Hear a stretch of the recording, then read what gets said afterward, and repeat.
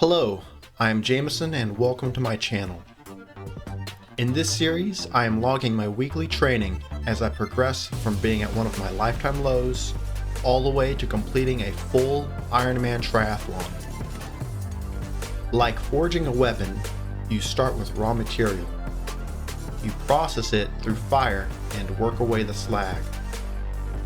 You quench it with water to lock in its strength. And then you sharpen and fine-tune it to bring it to its peak optimal performance. In this case, I am the raw material. So please show your support as I go through the process to forge an Ironman.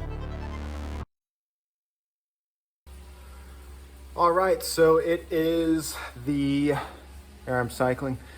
It is the next week, toward the beginning. Yesterday was Sunday. I did a long run of 12 miles and that went pretty well, feel fine. And right now I'm doing a long ride of 3 hours. I'm just now kind of finishing up my second hour, continuing over into my third hour. The other day when I did 3 hours of cycling, I actually had some breaks in between each hour, but this time I'm trying to go all the way through without stopping. Got my fluids down there. There's not really any reason why I should stop. I mean, my butt hurts from sitting on this darn saddle for so long. I'm bored. I mean, this is the view. I'm just looking out the garage into the darkness all night. Don't really have any music going, but yeah, there's no reason for me to stop other than I'm just kind of bored and my butt hurts. But that's not really any reason why I can't physically keep going. So I'm just gonna keep on going all the way to the end. Whew, okay, finally I'm on the home stretch. I got less than 10 minutes to go of this 3-hour ride in darkness. And you know, I have my heart rate monitor, so I've kept my heart rate right in zone 2, which is it's 60 to 70% of your max heart rate. And because last week I was able to get my heart rate max, now I can calculate you know, what my heart rate zones are. So that was a really important workout for me to do last week. The reason I can hold so steady for this ride for 3 hours is because I now know exactly where to keep my heart rate at. So I've been an average of probably about 125 most of the time. So the first hour I was kind of up closer to the higher end toward 130.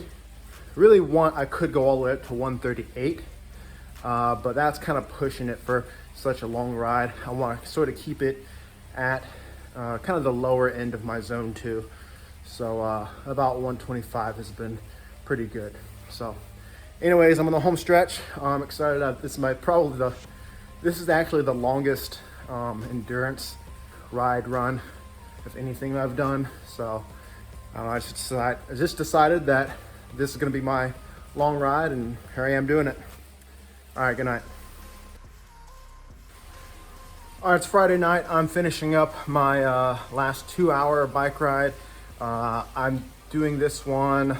Let's see, I started off with a good little 30-minute warm-up, and then I did 8 1-minute repetitions with 3 minutes rest in between each of just getting to the big ring and pedaling really hard in high gear.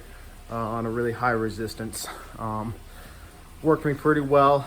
Next week I may add a couple more repetitions into it, or make it for a longer duration. So we'll see.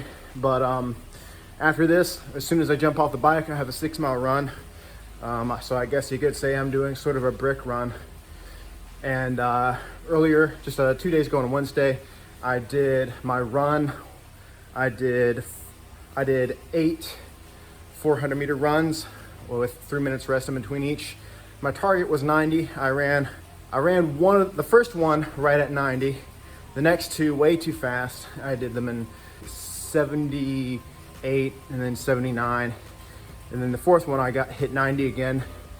Then the next four were kind of all over the place. So yeah, not too consistent on those. I really need to get myself back together on my pacing.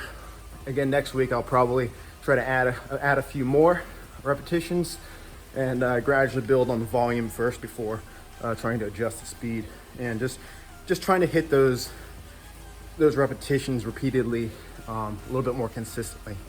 But yeah, I have a new Google Sheet training plan. I'll leave a link in the description. You can take a look at it. But this pretty much concludes week 2 of my build phase.